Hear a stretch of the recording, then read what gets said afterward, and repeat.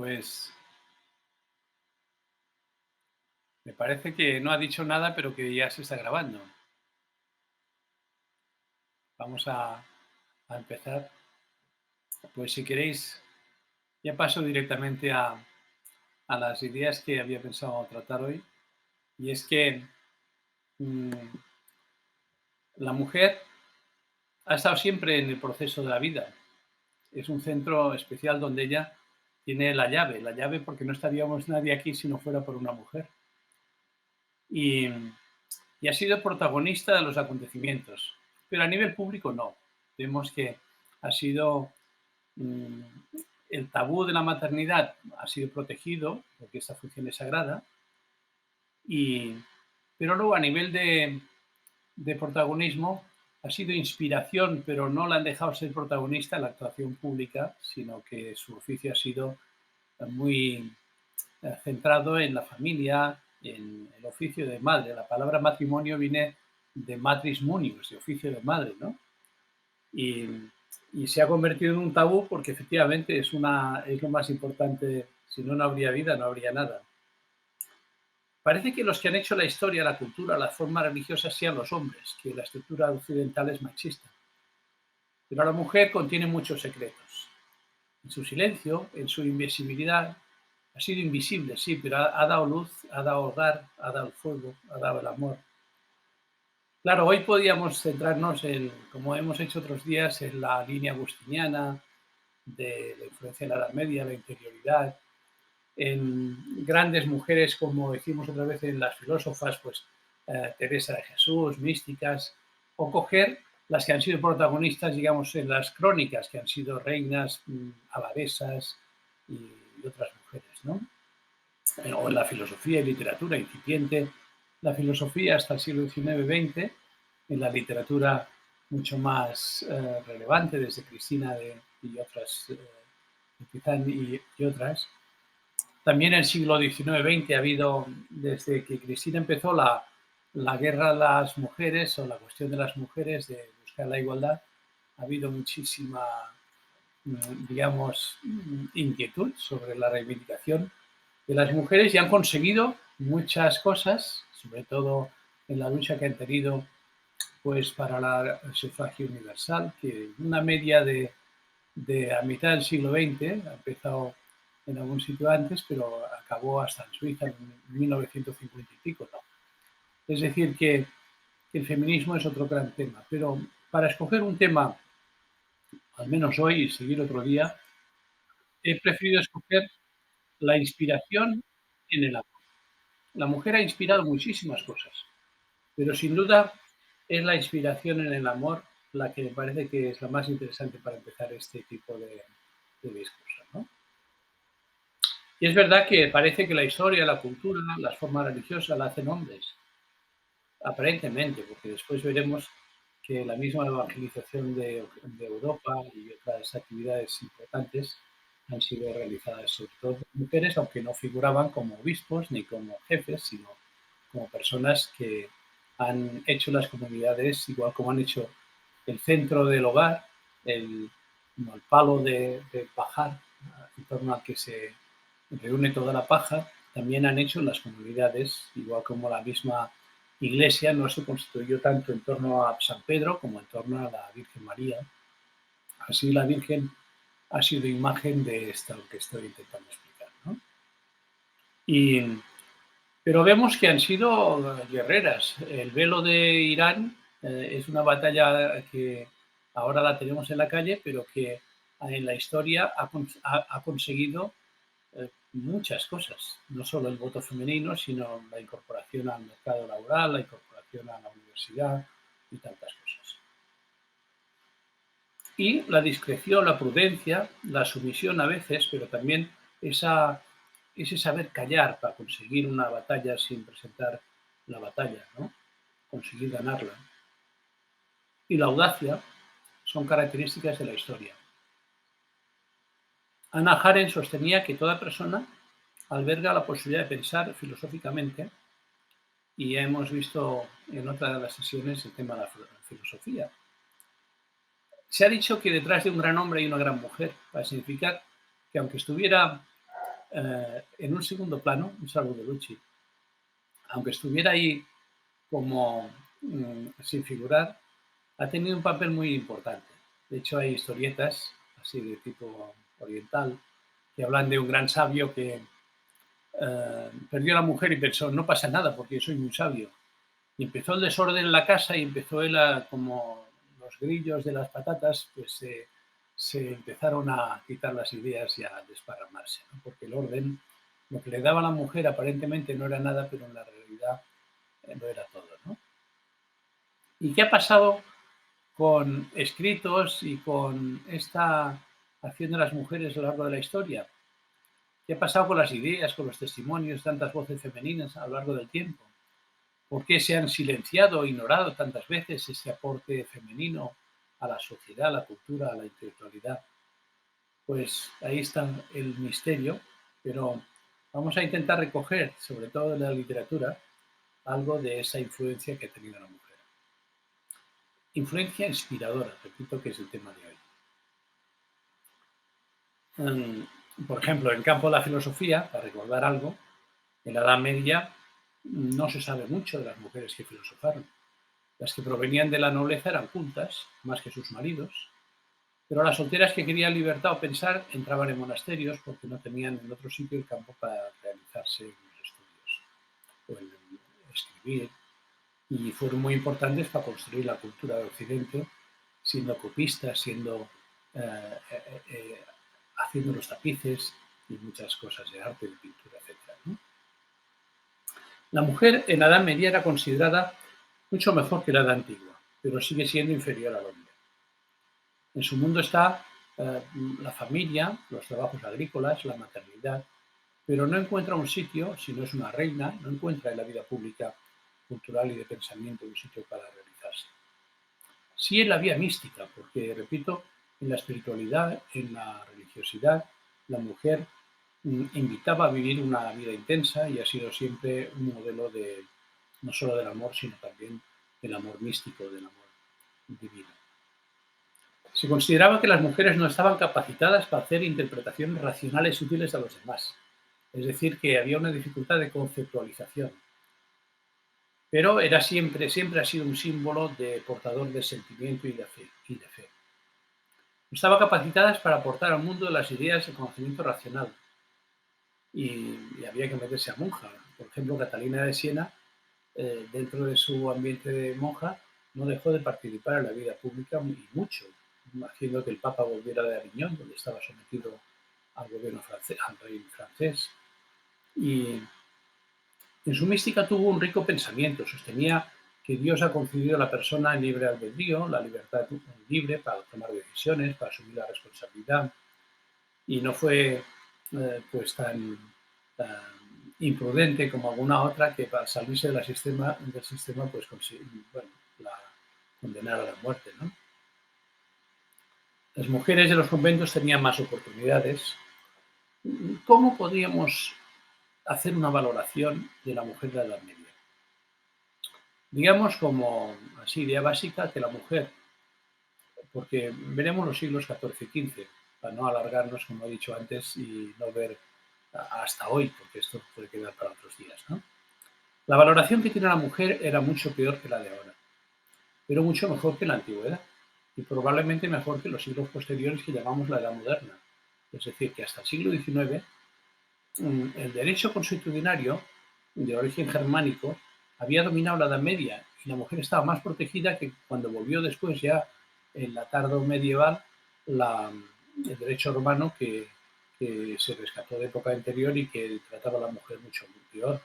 Y la monarquía absolutista, la Edad Moderna, estaba la mujer mucho peor, como decía Regine Pernon, decía: el apogeo de la mujer correspondería a la era feudal, desde el siglo X hasta finales del XIII.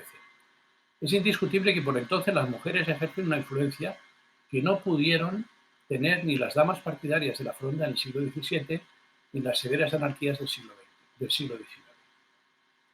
Por ejemplo, en Roma, la mujer no tenía funciones administrativas, pero después sí la vemos heredar, administrar bienes, participar en pleitos.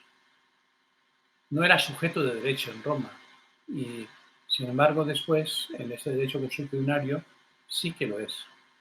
Era un objeto y ahora es un sujeto de derecho. Sabemos que, por desgracia, en aquella antigüedad el neonato no era valorado y la mujer menos hasta tiempos recientes. Hasta la Edad Media incluso no se conservaba la vida de más de una hija muchas veces. No sabemos si es que morían o... Hasta el año 390 la legislación retira al padre el derecho de vida o muerte sobre los hijos. Después sí, en la Edad Media vemos que hay, pues aunque hay regulación de la natalidad de muchas maneras, pero que no se considera, por cierto, así grandes pecados, como dicen incluso algunas santas, pero no, no se considera a la mujer como tan valiosa como el hombre y trabaja en las cosas de la casa. Bien, fijándome en un aspecto concreto, que ya he dicho antes, la mujer durante los siglos II, III y siguientes, toda la Edad Media, es promotora de la labor evangelizadora. Esta es una idea importante, ¿no? Y a través de donde hay libertad, que es en los conventos, adquiere un estatus de capacitación para la cultura, para crear cultura a través pues, de tantas obras de arte como las miniaturas. Y a partir pues, de ya de los siglos XIII y XIV, ya entramos en esta época, pues también de la literatura. Cristina de Pisán fue quizás la más famosa de la Edad Media y una dama pues filósofa, poeta, humanista, la primera escritora profesional de la historia, La ciudad de las damas, considerada como precursora del feminismo actual occidental y precursora del feminismo en la llamada querella de las mujeres. En la medicina sí vemos que en algunos sitios, como en Italia, pues son más habituales los hospitales y casas y en los monasterios donde se curaba, donde las mujeres tenían categoría de médico. En otros sitios, pues hubo dificultades para entrar en el mundo académico. Entrar en la medicina en la universidad no se podía entrar hasta el siglo XIX-XX.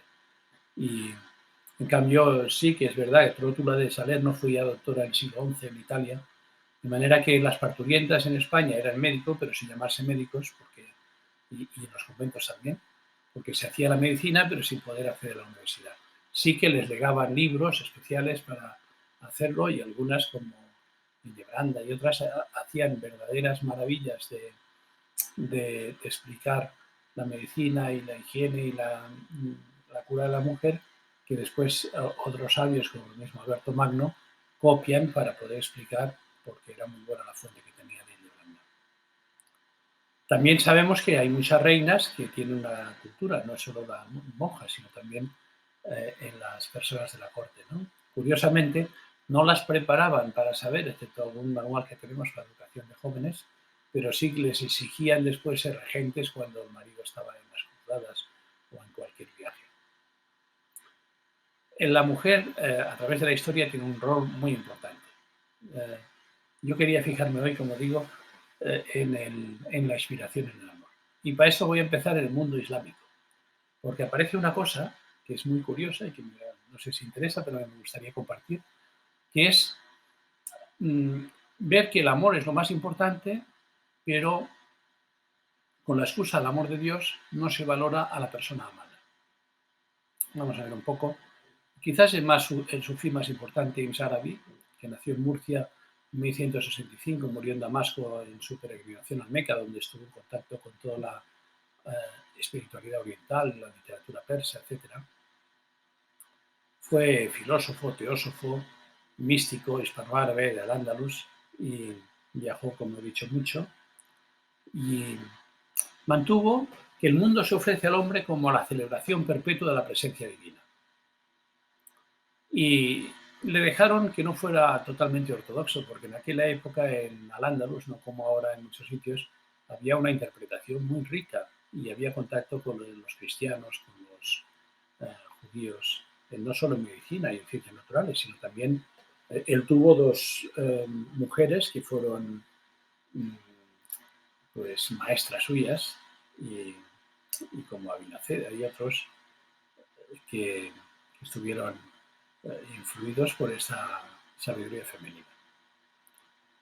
El Tratado del Amor, en su peregrinación a la Meca, hay muchísimas obras que tiene, se puede extraer un pequeño tratado que se llama Del Amor, que es un capítulo de esta gran obra de las revelaciones. Aunque tiene otros sitios donde habla de la erótica, como cuando se enamoró ahí en Damasco de una mujer, pero aquí es donde parece que nos puede interesar más un aspecto, y es que sería como el germen del inmanentismo en el amor que vemos en el amor cortés, vemos en Dante, incluso, aunque es contemporáneo, nacieron el mismo año, vemos en Garcilaso de la Vega, después el amor trovador, incluso en el romanticismo, que es un amor ya, como conocemos bien, incluso por las tragedias de Shakespeare, vemos que el romanticismo, aunque es más tardío que Shakespeare, pero el amor romántico ya lo vemos también en Romeo y Julieta, ¿no?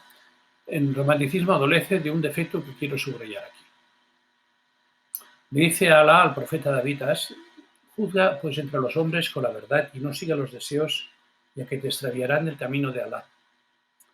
Y comenta Insarabi: Dios no te impondrá nada que esté más allá de tu capacidad. Habla de la pasión del amor, la pasión amorosa. Y si Dios lo pide, hay que abandonarla. Y dice: no sigas el móvil de tu amor, sino el objeto de mi amor, pues este es el precepto que yo te prescribo. Y si lo cumples, Masará, te aseguro que no echarás nada en falta. Habla de los hombres de Dios que tienen el amor dentro de sí, y por eso el mismo ser de Dios se basa en el amor. Vemos, por supuesto, influencias platónicas en sus últimas obras, como el Fedón o Fedro, ¿no? Pero vamos a fijarnos en esto. Cuando está lejos, lo lloro de amor, y cerca de mí también por el temor de ser alejado. Busca ese amor divino, que sigue aquí influencias de San Agustín sobre el amor casto, el amor servil, el miedo a perder.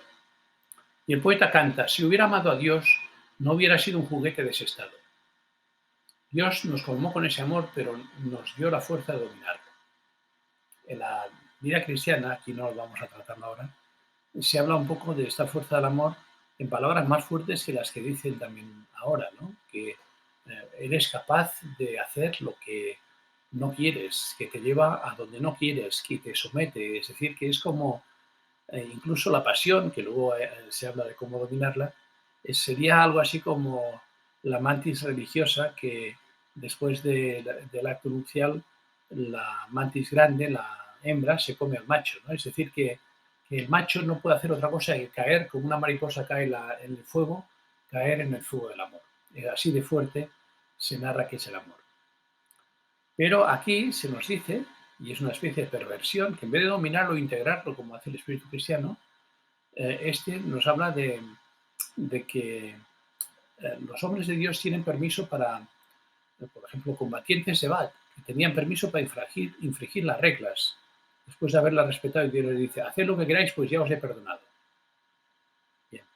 El poder de atracción del amor es grande, y el hombre de Dios tiene la capacidad de superar las leyes para hacer lo que quiera, pero en un sentido no de San Agustín, sino en un sentido de que usa el nombre de Dios para poder separarse de la persona amada si le conviene.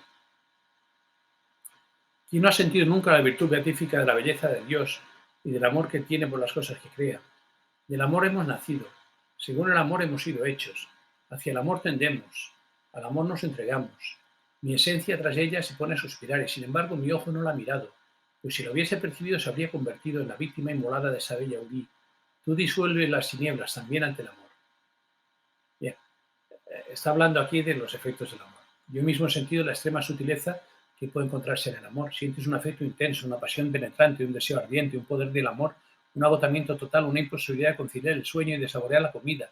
No sabes en quién ni por quién sucede esto. Tu bien amado no se muestra aquí de una manera distinta. Tal es la gracia más deleitable que yo haya sentido por experiencia directa.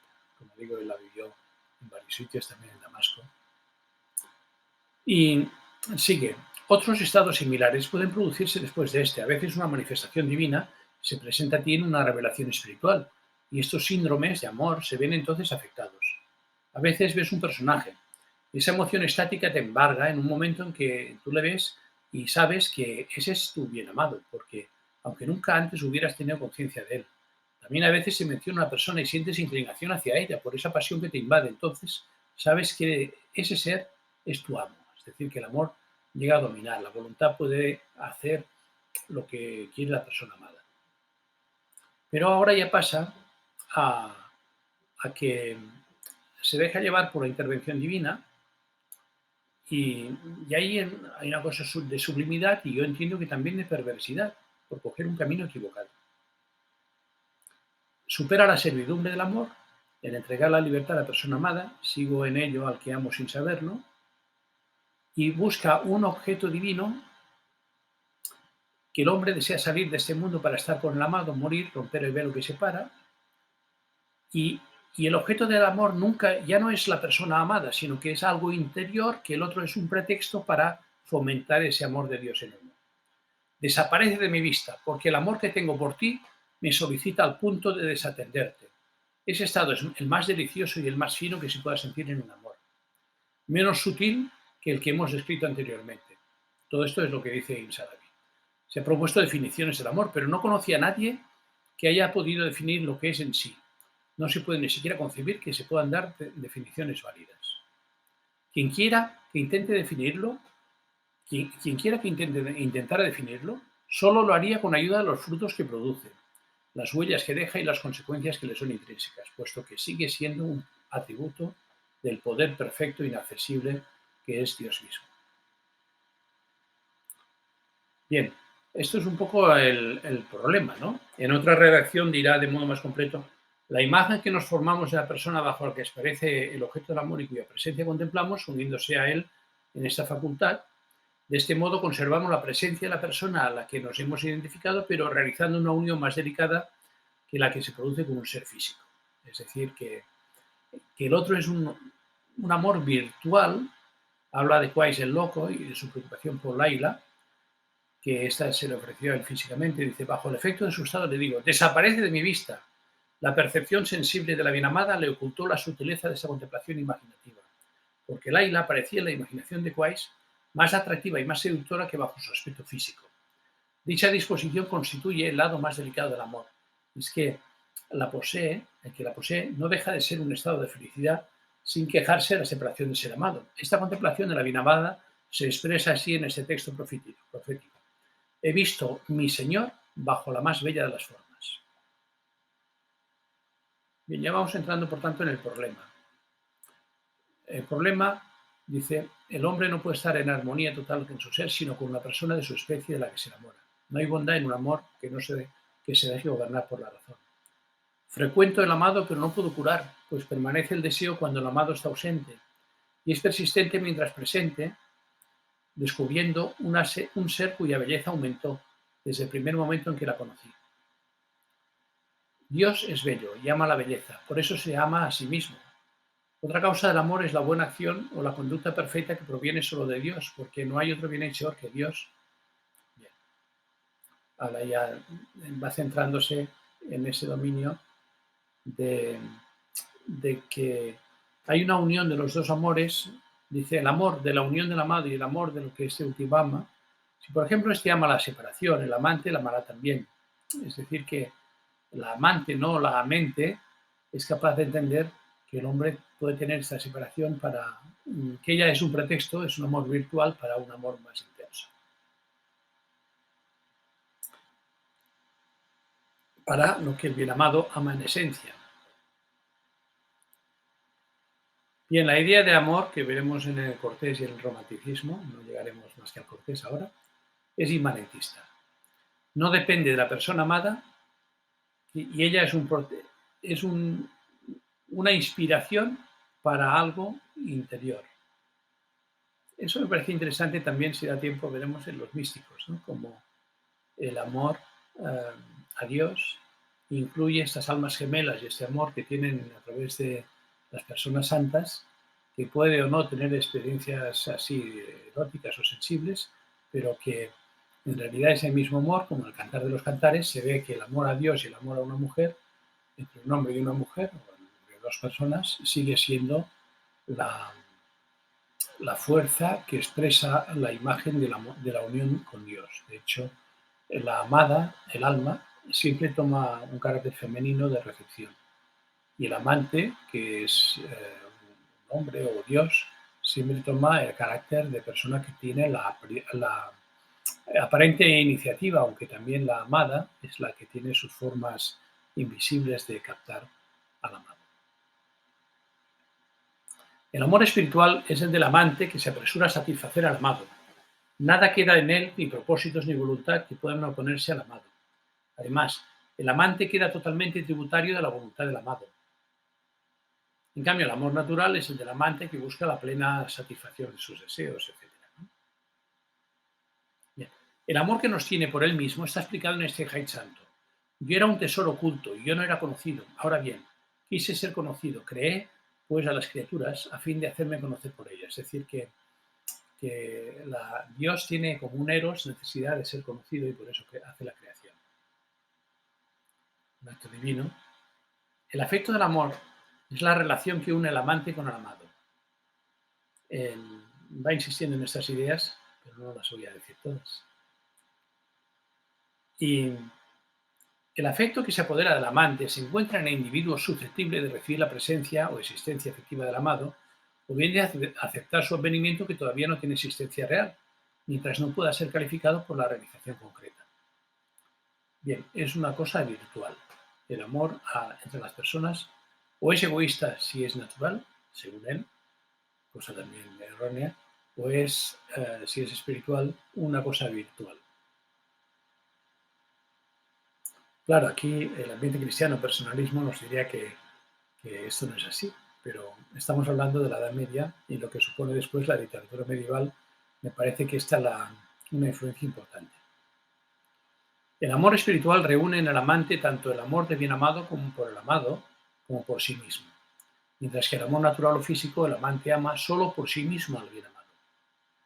Entonces habla del éxtasis, en que la unión comete y bebe de él, es un placer fuerte. Y del amor natural citemos la emoción extática, el deseo ardiente, la atracción nostálgica, el amor del encuentro con el amado, la mirada dirigida a él y la unión con él. Has de saber que el amor natural en realidad exige que el amante ame solamente a un ser por la felicidad y el placer que siente cuando está con él. Le ama pues por sí mismo y no por el amado mismo. Ya te hemos expuesto anteriormente que la realidad de este amor, que es la de amar al bien amado por sí mismo, se encuentra igualmente en las dos clases de amor, divino y espiritual. El amor natural, por su parte, tiene su origen en el bienestar y en el beneficio, porque lo natural del ser no es nunca capaz de amar a otro por él, es únicamente por sí, por lo que amas a las cosas, deseando unirse o aproximando a ellas, como ocurre en los animales y en los hombres por su parte animal. Es decir, que no acepta ese amor natural como de otra forma que no sea egoico. Luego habla de la humedad, sequedad, como se hacía en la Edad Media, lo frío y lo caliente, etcétera. Y que incluso la poligamia es un amor siempre único.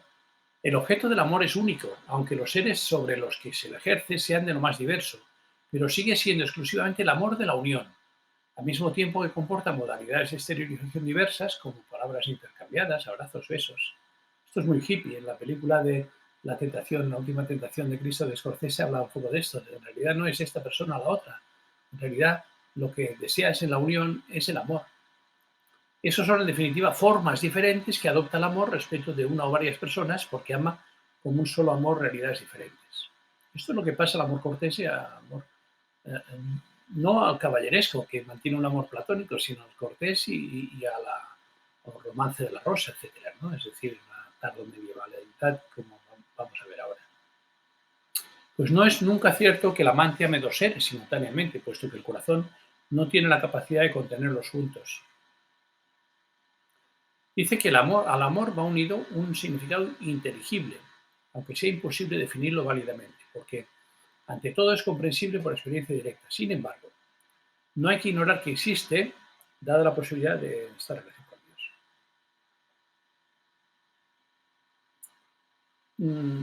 Bien, has de saber que el amor espiritual, el amante, une la razón y el conocimiento. Así pues, cuando ama sabe lo que es el amor, lo que hay que entender por amante, lo que es el amado. En definitiva, lo que hace el amante es decirle a la amada, vete, porque cuando tú no estás, el amor que siento por ti es mucho más fuerte que cuando tú estás.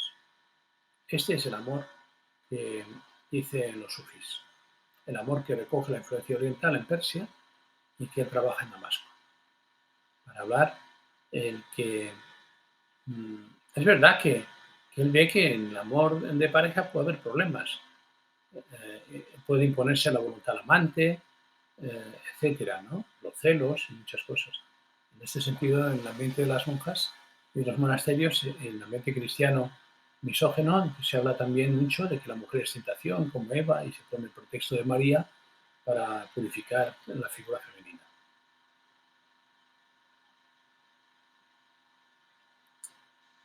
Hay una fuerte atracción, él siempre repite comed y bebed de él, pero eh, muchas de sus poesías se refieren a esto, a que el amor es un espejismo.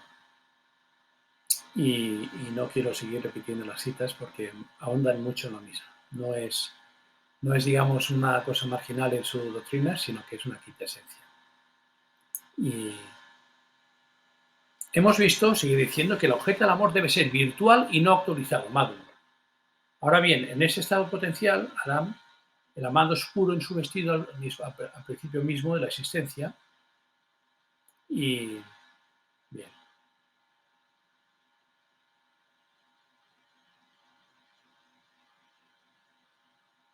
viene a decir, por tanto, que hay una pureza, virginidad, que es sentirse engendrado ya en Dios, en un amor que rompe las fronteras y que incluso transforma la mano en algo virtual. Y repite incansablemente estas mismas ideas. El amor es para todos, pero según cada nivel de conciencia, diríamos, él más o menos lo dice así, pues se va subiendo a, a un despojo de las formas sensibles, Suratavinya, y se reviste de una experiencia más alta. Has de saber, cuando el espíritu se reviste de una forma natural a través de los soportes del mundo de las imágenes, es decir, se supera como a nivel platónico, de los cuerpos se pasa al espíritu, a la sublimidad, entonces se habla de una interpretación, así como Mahoma reconoció al profeta, perdón, en un hombre reconoció al arcángel Gabriel. Esa interpretación es la que tiene este nivel de conciencia superior. El espíritu está como transformando al amante en el fenómeno del amor, pasando del amor natural a un amor espiritual. El amor, que es un elemento esencial de la doctrina de la creación, siempre nueva y recurrente, es decir, está en el centro del Islam, se interpreta de esta manera en este sufi, el más venerado de los sufis. El amor natural causa desasosiego y la intranquilidad, el querer dominar al otro, etcétera, y en cambio, si se le tiene como virtual, se evitan estos problemas, ¿no? Y se evita la incontinencia, la expectativa de la separación, eh, la necesidad de un nuevo encuentro, todo lo que lleva el amor y la fuerza que como coge la persona, pues todo esto dice en realidad es Dios, el amor divino, que está más cerca de él que su yugular, como dice el Corán, es lo que integra todo esto, lo sublima a una cosa más alta. De todas las realidades posibles, ninguno es más incomparable en este mundo. Es decir, que en esta síntesis, que es la belleza del amor, se encuentra lo más importante de la vida. Bien, eso tiene que ver con Avicena. Ya el gran filósofo de Vándalos, Avicena, siguiendo una línea agustiniana, pero transformando estas cosas, ya dio en esta chispa divina un carácter inmanentista. Y el amor lo es todo, lo dicen todos, pero en en Sarabi, o los trovadores, se entiende de esta manera. Bien, podríamos decir que la figura de la mujer en Al-Ándalus, como el resto del espíritu del Islam, no es un, no tiene concepto de persona y la mujer no está bien considerada. El harén, las odaliscas, todo esto, que el viaje a Oriente y todas estas literaturas nos hablan de que la mujer no tiene esta consideración. Pero en Al-Ándalus sí que es inspiración para los poetas. Como he dicho, que Insalabi dedicó en la Meca a una joven los poemas que forman la interpretación de los deseos, que recuerda más bien las relaciones entre Dante y Beatriz, aunque son contemporáneos, nacieron el mismo año, como he dicho. La presencia femenina no existe en el mundo filosófico, pero sí en el mismo Insarabi, como he dicho, tuvo dos maestros, a dos mujeres, Sams, de 95 años, y Fátima, de Córdoba, aunque en el Corán se habla de que los hombres están por encima de las mujeres y tienen autoridad por encima de ellas, y que hay que amonestar a las que no obedecen, ¿no? Pero en Al-Ándalus, como vemos, hay una confluencia de culturas y un ambiente muy especial, y por eso he querido citar que mezcla un poco las ideas. Bien, vamos a pasar al ambiente cristiano y ver cómo influye esto en el amor cortés. La mujer en los siglos XIV y XV, que es donde quería tocar esta influencia,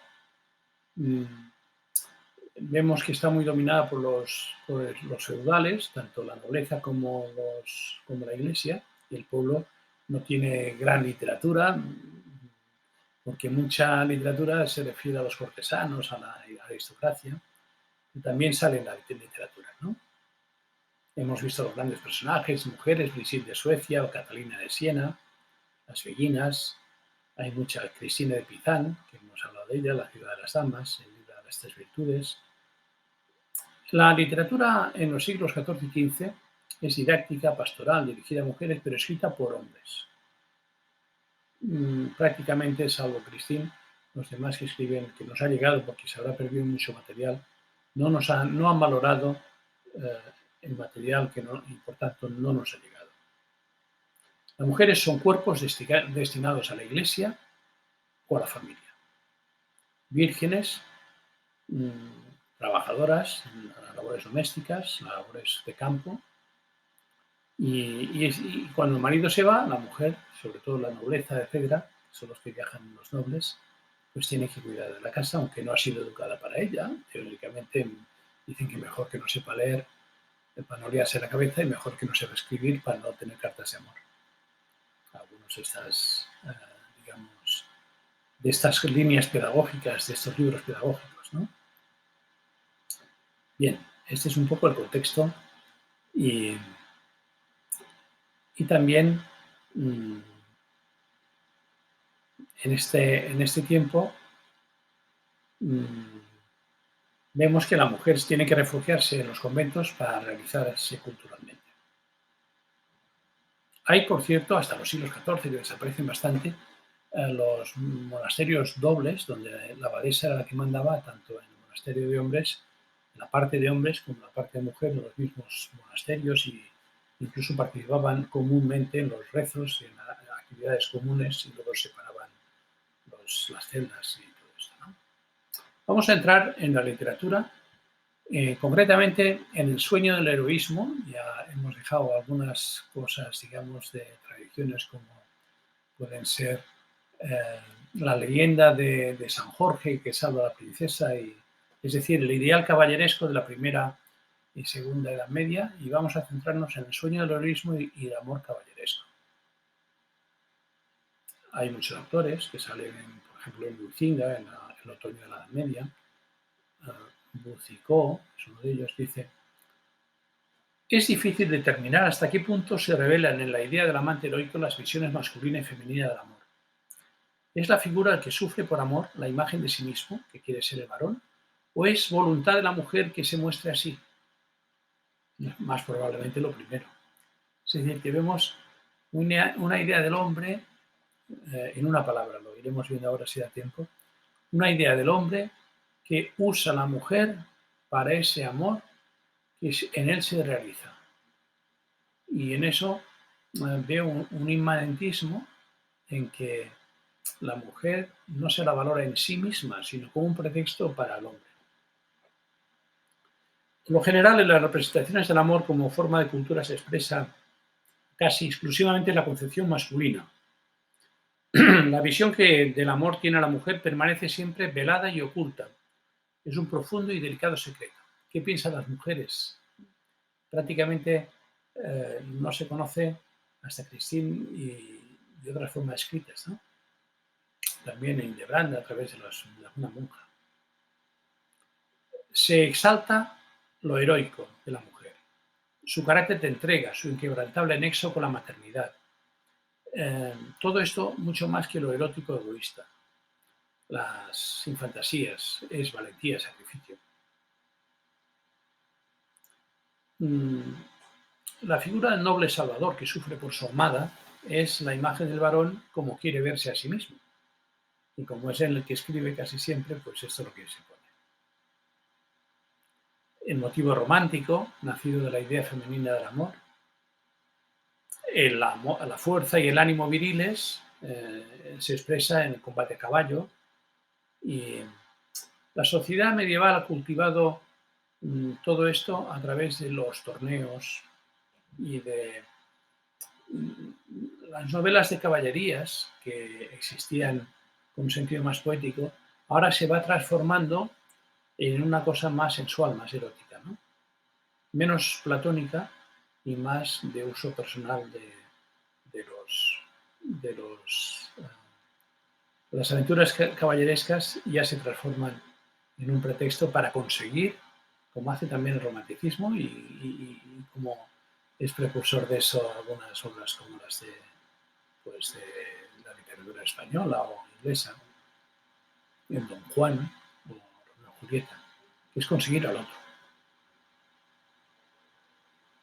En pleno Renacimiento se revive pues las novelas de Amadís y en esta época la seducción del amor romántico se expresa a través de juegos.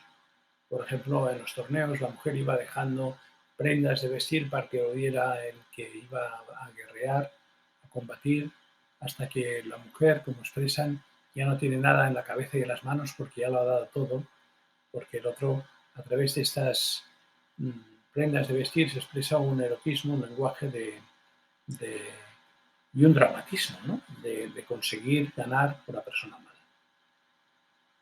También se dice que así como en Grecia se ponían los gimnasios, en Roma el circo, también el torneo medieval sería como el deporte de ahora, donde se expresa también esta especie de sublimación del erotismo y todo esto se expresa en la Edad Media, como digo, en el velo, en la ropa de la mujer amada, el olor del cabello, del cuerpo.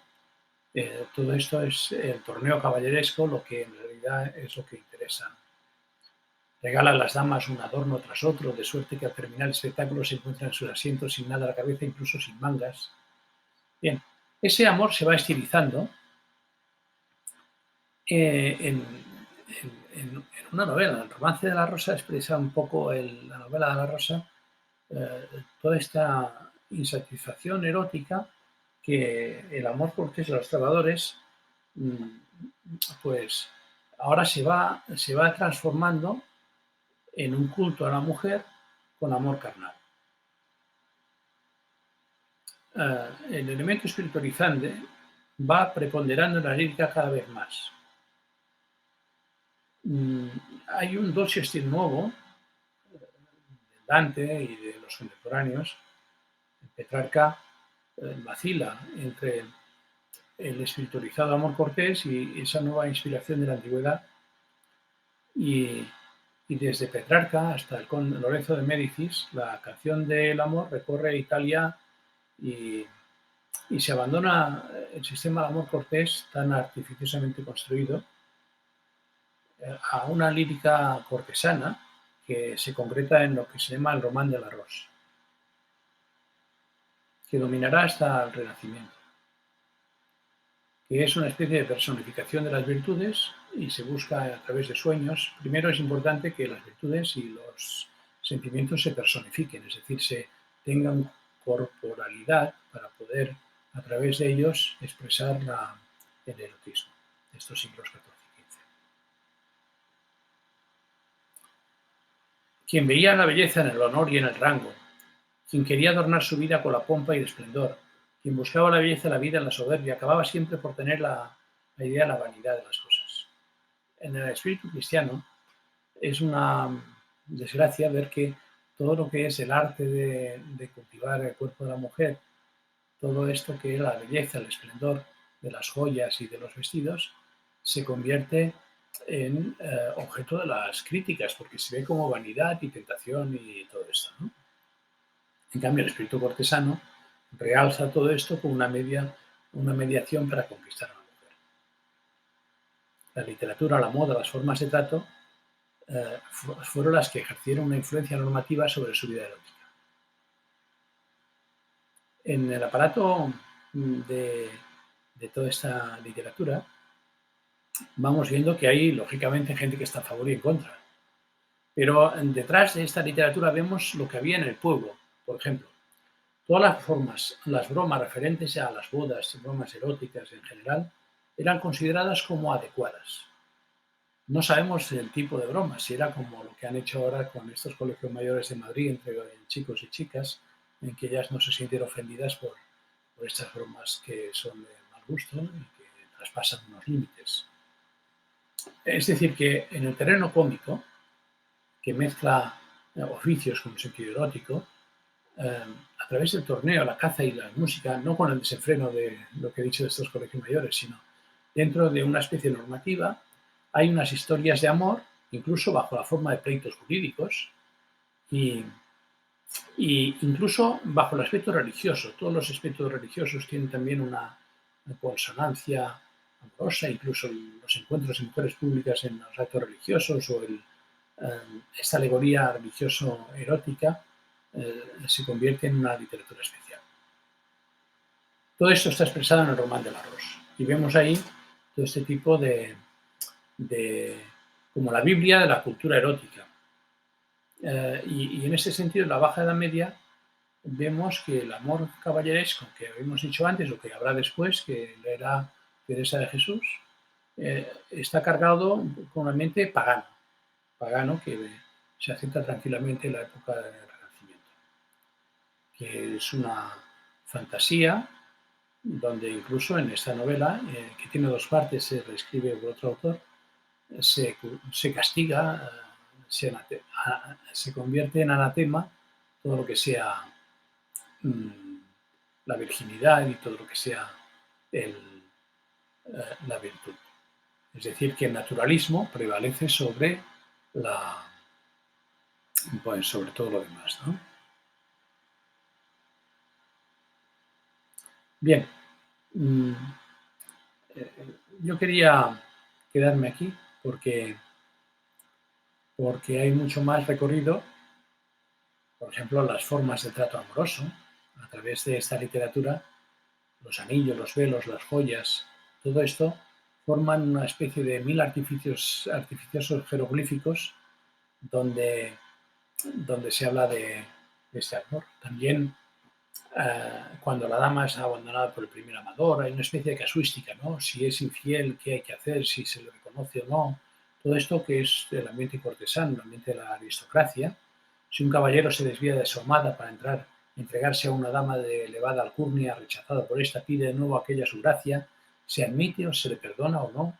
Todo esto forma una casuística que forma parte de esta literatura que refleja todo el lenguaje amoroso de la época. Los velos de la poesía, como más tarde ya en la pintura flamenca y en el retrato ya más tarde en el Renacimiento, vemos que todo esto, las formas de los relatos, ¿no? Que el caballero queda invitado a dormir en un viaje, en una peregrinación, que es otro ambiente muy adecuado para el lenguaje amoroso, las peregrinaciones y el chico está durmiendo entre las dos camas de las chicas y lo que pasa en estos viajes, pues muchas veces es una entrega que, que no se conoce a nivel público y por tanto no interfiere en la moralidad pública porque el honor es muy importante en la época. Bien, Cristina de Pisán, como digo, es que se queja de todo este lenguaje machista y toda esta forma varonil. Dice, no son las mujeres quienes han hecho estos libros. Es decir, que con muchas otras cosas que no da tiempo ahora de ver, las danzas macabras, donde la mujer tiene digamos, un lugar especial, todo esto nos hace pensar que la mujer tiene una inspiración en toda la vida y en toda la muerte, porque muchos mueren en el intento, ¿no?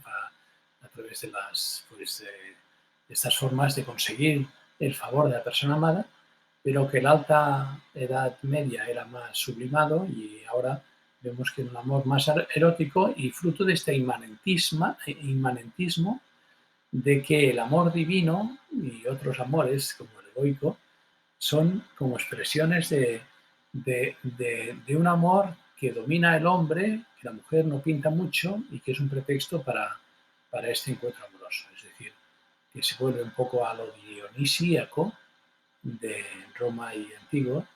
Y yo dejaría aquí esta, digamos, esta especie de figura, de inspiración en los siglos XIV y XV, porque como digo, hay muchas cosas, pero pienso que aquí se resume un poco, quizás no se ha hablado mucho de esto, ¿no? De cómo una concepción del amor que viene de Oriente, de impasibilidad, de no dejarse arrebatar como la mosca, como la mariposa que se deja quemar en el baile nupcial, sino que con el pretexto de Dios o el amor carnal, con el pretexto del ego, se ve a la persona amada como algo virtual, un espejismo donde no se valora a la mujer. Y hasta aquí dejo mi comentario.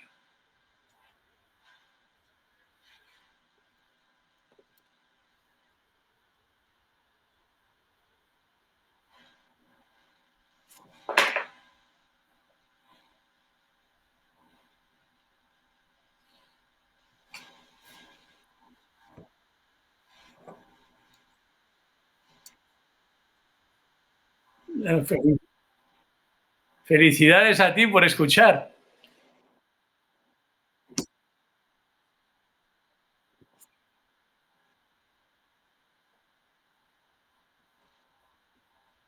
Sí, me acuerdo.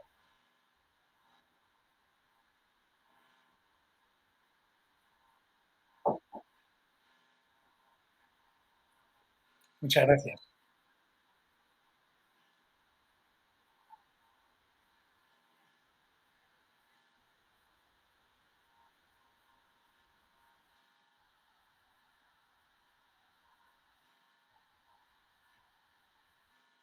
Sí, yo en una posterior charla me gustaría hablar cómo el erotismo también está en la mística de Teresa de Jesús y Teresita de Jesús, porque se ve sobre todo en el espíritu cristiano, pero también en los ateos, como si el amor de...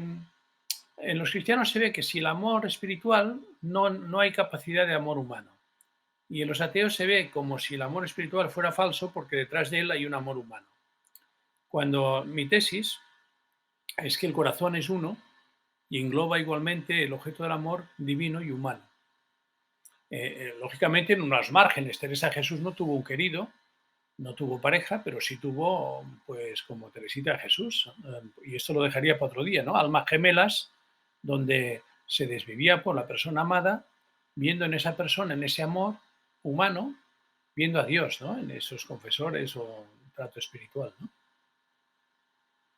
Es decir, que se ha martirizado mucho el sentimiento amoroso, como diciendo o es divino o es humano.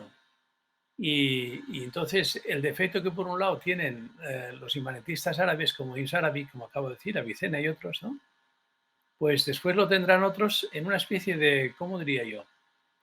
De no saber integrar el amor dentro de la persona y querer como eh, el problema de siempre, ¿no? El dualismo. El dualismo es lo que nos ha fastidiado entre el espiritualismo y el materialismo, ¿no? En fin, no sé qué pensáis.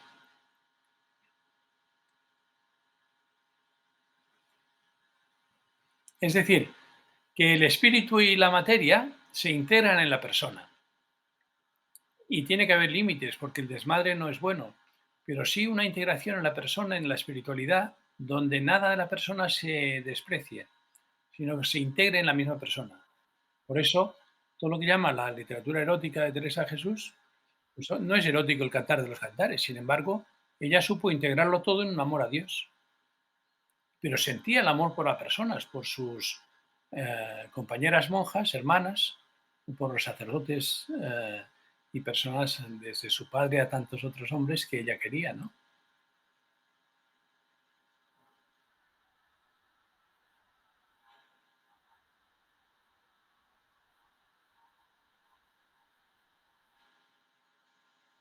Todavía no lo he leído, pero he oído hablar de ella, sí.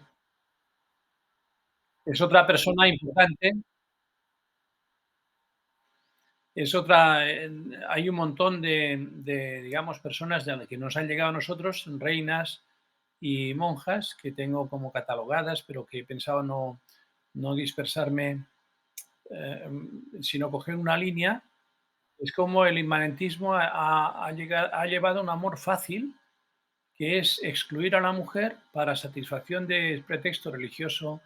Fíjate, incluso a nivel del llamado divorcio, o mejor dicho, la nulidad, está el privilegio petrino, que es que si una mujer entra monja, se disuelve el matrimonio. Es decir, que con el pretexto de que él o ella entren a religión, el amor humano desaparece del mismo sacramento.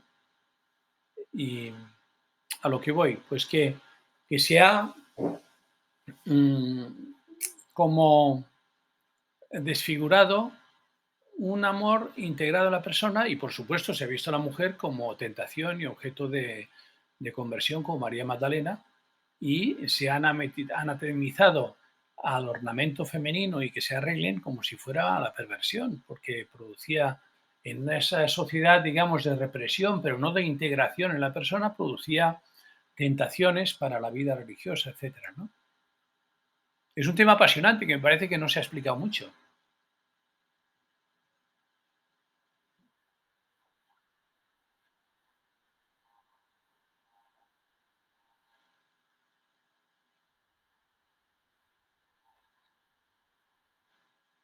Sí, sí, sí, en realidad la mujer, sin ser protagonista, es el objeto de la vida de muchísimas personas, porque todos reconocen que la persona es como el núcleo, em, el amor es como el núcleo de la persona.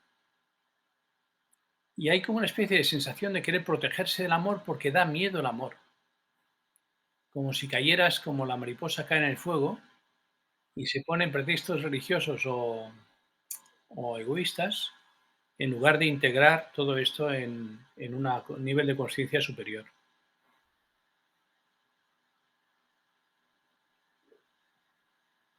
Pues ya está.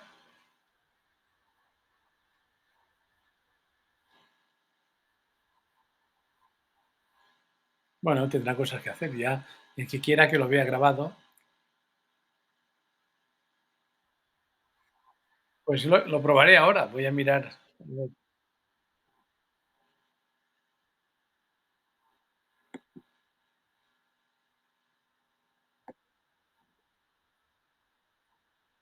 Un saludo, Javier. Muchas gracias.